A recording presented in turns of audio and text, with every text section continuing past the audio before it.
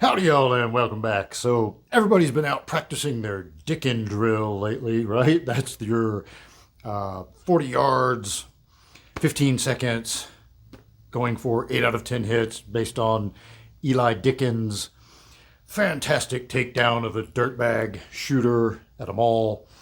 And I think that's a great idea. I think we should all be practicing stretching out a little more than most of us tend to practice.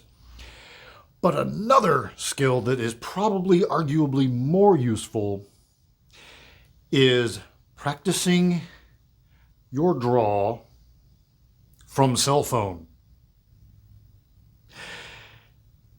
It's not as easy as you might think.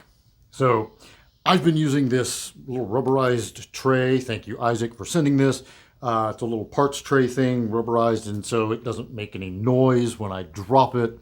But you could also use a magazine. I've seen the drill done using a magazine. You could also use a small book, or if you have an old cell phone that you just don't care about and don't mind dropping over and over again, that would be ideal.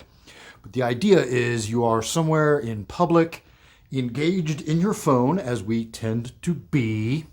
Be honest, right? Nobody is perfectly situationally aware all the time.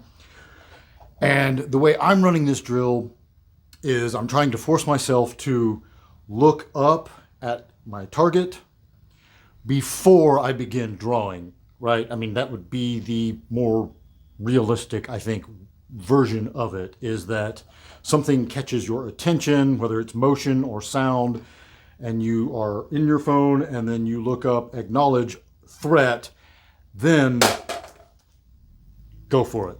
So here are a few different versions that I ran. So the drill I ran the most was this one right here.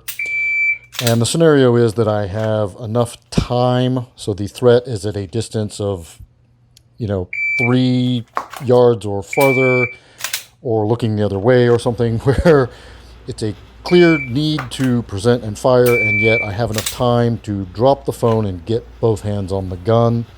I ran this mostly with the threat at my 12 o'clock, but I also changed it up and worked it from the 9 o'clock and from the 3 o'clock. And it's pretty easy with the threat at my 9 o'clock. I struggled a little bit of Zoolander action working at the 3 o'clock threat. So running it both ways went pretty okay. A little bit of struggle here and there. Then I moved on to, there you go. Then I moved on to threat imminently approaching. I don't even have time to let go of the phone. I just need to draw and get a shot off. The threat is, directly coming at me. And I'm using the pink rhino there to validate my hits and make sure that I am on target.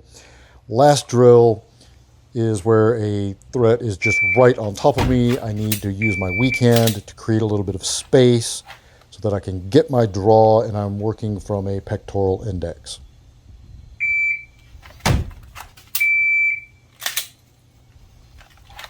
All right, so that's it. I don't think there's a right or wrong way necessarily to do this. I think it is really, really, really worth doing, though. The first whole handful, I won't even show you because I'm pretty good at my role playing, and I really was kind of rattled and fumbled real hard. And the first handful of times, it's hard to let go of the cell phone, whatever that object is.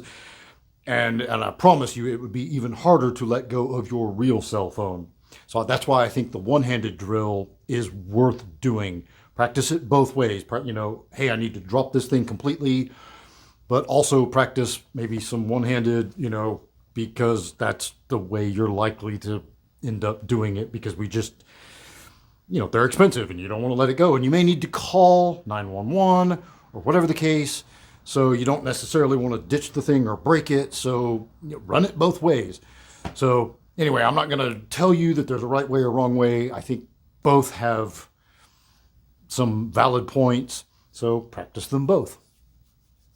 And the important part is just practice. Until next time, be easy, y'all.